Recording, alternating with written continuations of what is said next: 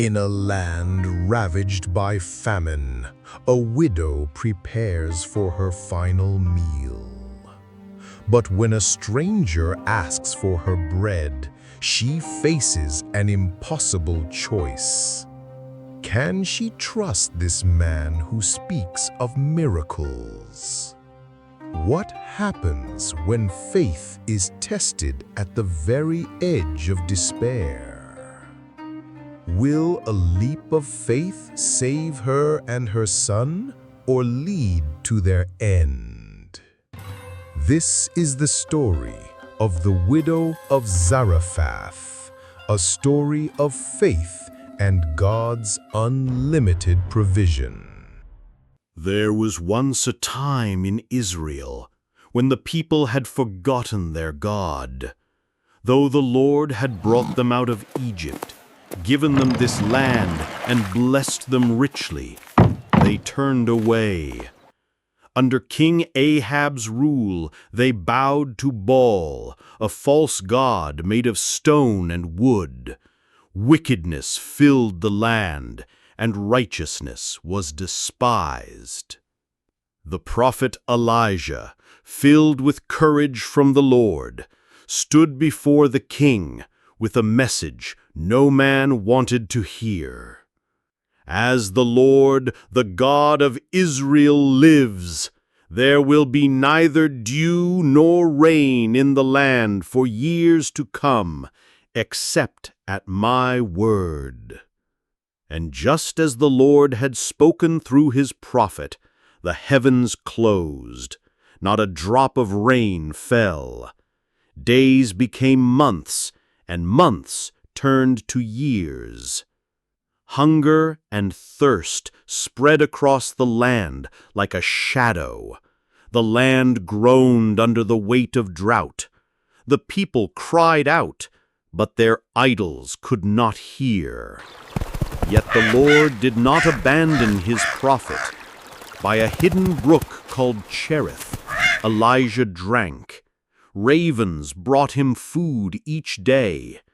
But even the brook could not last forever.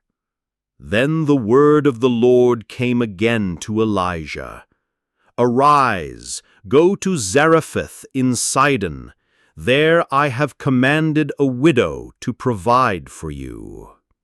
In Zarephath, a dry and lifeless city where rain had ceased, hope was nothing but a whisper. The scorching sun blazed above.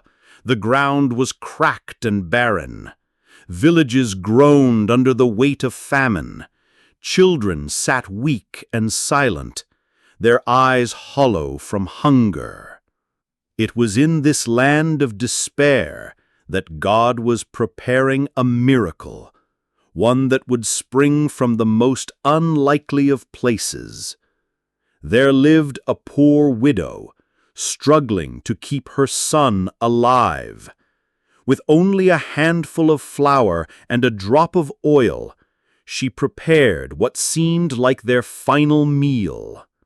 Little did she know, her path was about to cross with the prophet of the Lord, and her story would echo for generations. At the edge of the city, the widow bent low, gathering sticks with trembling hands. Her young son trailed behind, weary and faint. "Mother," he whispered, "is there nothing left to eat?" The widow forced a tender smile, though her heart was breaking. "There is but a handful of flour in the jar, and a drop of oil in the jug. Just enough for one last meal, my child," she replied softly. Even as she spoke, her spirit sank. She had resigned herself to sorrow, but God had written a different ending to her story. As she gathered sticks, a man approached. Dust clung to his garments. His eyes, though weary from travel, were steady and kind. This was Elijah, the prophet of God. "Please," he called, "bring me a little water in a jar that I may drink." The widow turned, startled. She hesitated, then slowly nodded. Before she could leave, his voice came again. "And bring me, I pray, a piece of bread." She stopped, turning back with eyes heavy with despair. Bread! She almost laughed, bitter and broken. "As surely as the Lord your God lives, I have no bread, only a handful of flour in a jar and a little oil in a jug. I am gathering sticks to make a final meal for myself and my son, that we may eat it and die." Elijah stepped closer, his voice calm, full of compassion. "Do not be afraid," he said. "Go home and do as you have said. But first, make a small loaf of bread for me and bring it to me. Then, make something for yourself and your son.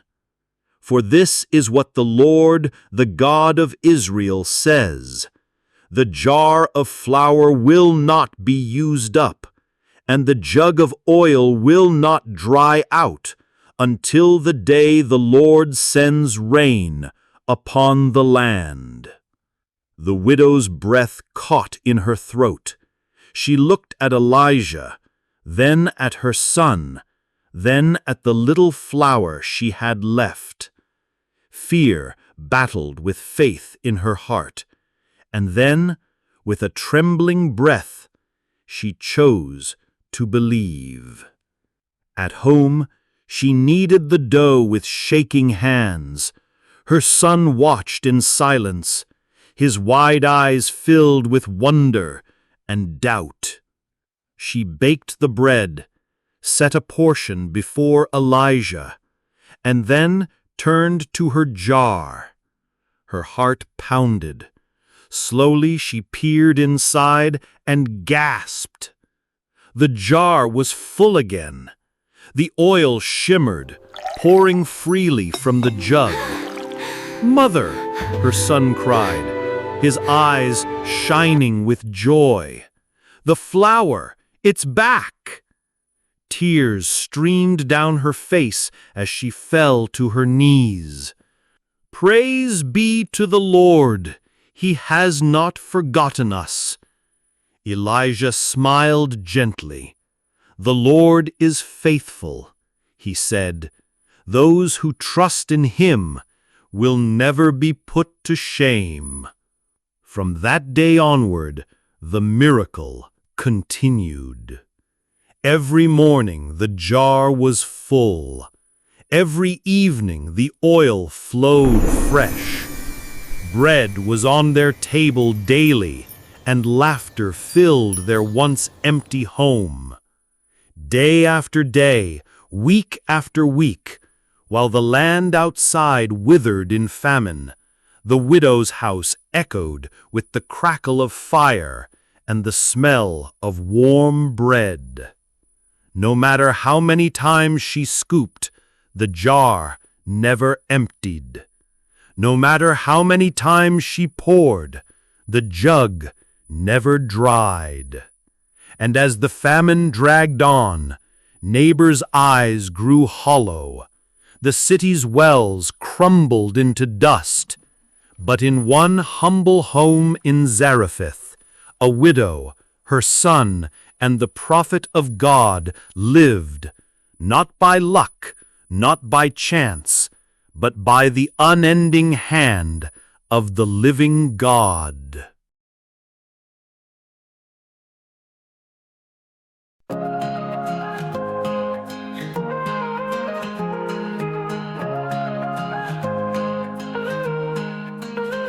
When the night falls heavy and the silence speaks, you are the voice, the strength my soul seeks.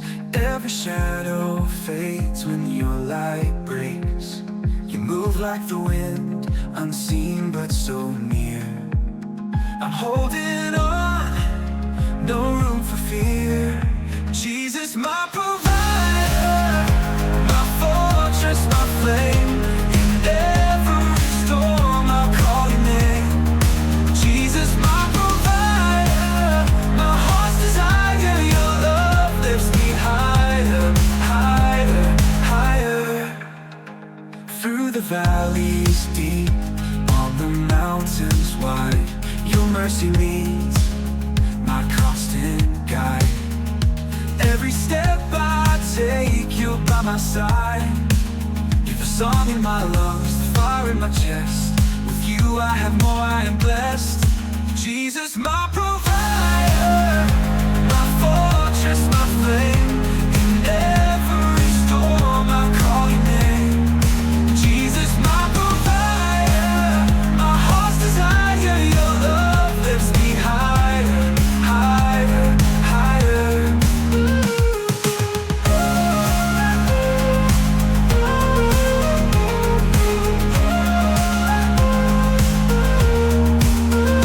Through the valleys deep, on the mountains wide, your mercy leads, my constant guide. Every step I take, you're by my side. You're the song in my lungs, the fire in my chest. With you I have more, I am blessed. Jesus, my provider, my fortress, my flame. In